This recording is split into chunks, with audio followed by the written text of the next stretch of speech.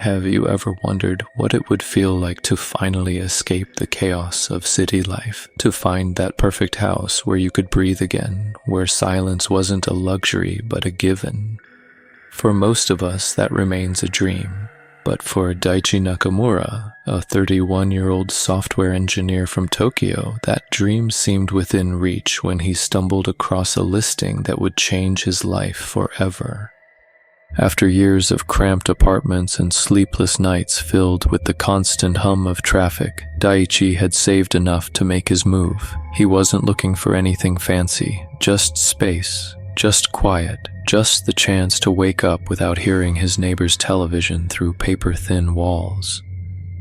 When he found the house in Shizuoka Prefecture, 2 hours from Tokyo, it felt like fate had intervened. The property was everything he had imagined, a traditional wooden structure sitting on nearly an acre of land, surrounded by mature trees that promised privacy. The asking price was surprisingly reasonable for what it offered. Too reasonable, perhaps, but Daichi pushed that thought aside. Sometimes good things just happen, he told himself. Sometimes you get lucky. The real estate agent was professional, but oddly brief during the showing. She moved quickly through the rooms, highlighting the renovated kitchen and the spacious living areas, but seemed eager to finish the tour.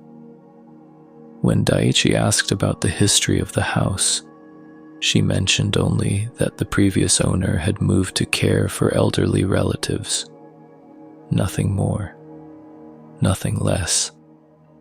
It was the locals who gave Daichi his first real pause. During his final visit, before signing the papers, he stopped at a small convenience store in the nearest village to grab lunch. The elderly clerk was friendly enough until Daichi mentioned his new address. The man's smile faltered for just a moment, replaced by something that looked almost like concern. "That old place," the clerk said quietly, as if speaking too loudly might wake something sleeping. "You know, there have been stories." But when Daichi pressed for details, the man simply shook his head and changed the subject. "Old houses, they have their quirks, you'll see." Others in the village reacted similarly. Polite nods, forced smiles, and conversations that seemed to end abruptly whenever the address came up. One woman at the local post office mentioned something about strange sounds before catching herself and apologizing for spreading gossip. These weren't the dramatic warnings you might expect from a horror film. They were the subtle hesitations of people who knew something but couldn't quite bring themselves to say it. Daichi chose to interpret their reactions as typical rural superstition. Old houses collect stories the way they collect dust, he reasoned. Every floorboard becomes creaking. A ghost, every settling beam becomes something supernatural. A little folklore wasn't going to scare him away from his chance at peace. The first week in his new home was everything Daichi had hoped it would be. He woke each morning to birdsong instead of car horns. His coffee tasted better when sipped on the back porch, watching sunlight filter through the trees. He set up his home office in what had once been a formal dining room, enjoying the luxury of space he had never experienced in Tokyo. For the first time in years, he felt like he could truly breathe. But houses, especially old houses, have their own language, and Daichi was about to learn that not all of its vocabulary was innocent. It started with the doors, simple enough to dismiss at first. He would lock the front door before bed, only to find it standing slightly ajar the next morning. The kitchen door to the garden would be open, despite his clear memory of securing it the night before. Old wood swells and contracts, he told himself. Latches wear down over time. These were the natural complaints of a structure that had weathered decades of seasons. Then came the food. Nothing dramatic. Nothing that screamed theft or intrusion. Just small discrepancies that nagged at the edge of his consciousness. A loaf of bread that seemed lighter than it should be. Leftover rice that appeared to have been touched, though he couldn't say exactly how he knew. A carton of milk that emptied faster than his consumption could account for. Human memory is unreliable, Daichi reminded himself. We forget how much we eat, how often we snack mindlessly while working. Living alone for the first time in a large space was an adjustment. His spatial awareness was probably just recalibrating to his new environment, but memory couldn't explain the smell. It appeared in rooms he rarely used, drifting through the air like an unwelcome visitor. Cigarette smoke, stale and lingering, in spaces where no one had smoked for months, perhaps years. The scent would be strongest in the morning, as if someone had been chain-smoking through the night before vanishing with the dawn. Daichi didn't smoke, had never smoked. The previous owner, according to the real estate agent, had been an elderly woman who lived alone. Nothing in the house suggested a smoker's presence. No yellowed walls, no ashtrays hidden in forgotten corners, no lingering residue that would explain these phantom clouds. That's when the sounds began, and with them, Daichi's comfortable explanation started to crumble. The first sounds came at night, naturally. Old houses are never truly silent. They breathe and shift, their joints creaking as temperatures drop. Daichi had expected this symphony of settling wood and expanding metal. What he hadn't expected was the rhythm. It wasn't the random groaning of timber adjusting to the cool evening air. This was deliberate, measured, like footsteps, but not quite footsteps. More like something being dragged slowly across the floor above his bedroom. The sound would start around midnight and continue for exactly 20 minutes before stopping as abruptly as it had begun. Daichi would lie in bed, staring at the ceiling, trying to map the movement. It seemed to follow a specific path from one end of the house to the other, always the same route, always the same duration. During his third night of listening, he grabbed a flashlight and climbed the narrow stairs to investigate.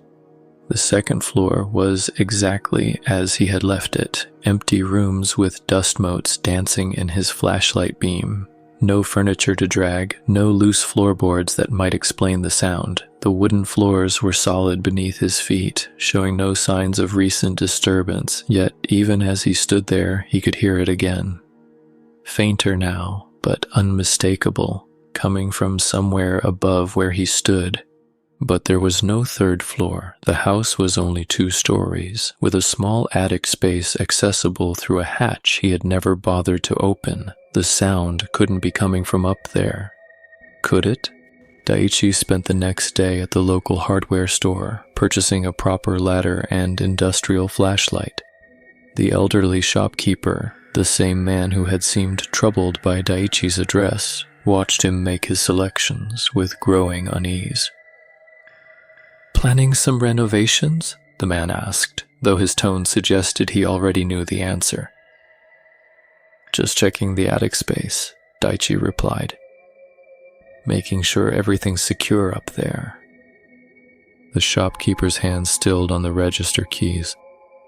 "Some spaces are better left undisturbed, young man. Old houses have their ways of keeping certain areas private." That night, against every instinct screaming at him to wait until morning, Daichi climbed into the attic. His flashlight cut through darkness thick as velvet, revealing something that made his blood freeze. The space wasn't empty. Makeshift bedding lay crumpled in one corner, surrounded by empty food containers and cigarette butts. Someone had been living above his head for weeks, maybe months. The breathing he heard through his bedroom wall hadn't been his imagination. The missing food, the unlocked doors, the phantom smoke, all of it suddenly made horrifying sense. As Daichi backed toward the hatch, his light caught something else. Fresh footprints in the dust, leading toward a section of wall that looked different from the rest. His hands shaking, Daichi called the police. When they arrived 2 hours later, they discovered what he had been too terrified to investigate further. Behind a cleverly concealed panel was a network of crawl spaces running throughout the house, connecting every room like hidden arteries. The man they found wasn't a monster or a ghost. He was 63 years old, thin as paper, with kind eyes that held more sadness than malice. His name was Hiroshi Tanaka, and this house had been his home for over a decade before financial ruin forced him to sell. When the new owner moved in, Hiroshi simply couldn't bring himself to leave the only place that had ever truly felt like home. He had watched Daichi through cracks in the walls, sharing his meals in the darkness, existing in the spaces between spaces, never intending harm, just desperate to remain connected to the life he had lost. The police led him away gently, and Daichi never saw him again, but the knowledge remained. Every creak in the walls, every shadow that seemed out of place, every moment of solitude carried the weight of that revelation. Daichi moved back to Tokyo within the month, unable to sleep in a house where privacy had been an illusion. The story of Hiroshi Tanaka reminds us that horror doesn't always wear the face we expect. Sometimes it wears the face of loneliness so profound that it drives people to live like ghosts in their own former lives. Sometimes the most frightening truth is simply this: we are never as alone as we think we are, and not everyone sharing our space announces their presence. We spend our lives fearing monsters under the bed, never realizing that the real terror might be the quiet desperation of someone who just wants to belong somewhere, anywhere, even if that place is in the walls of a house that's no longer theirs.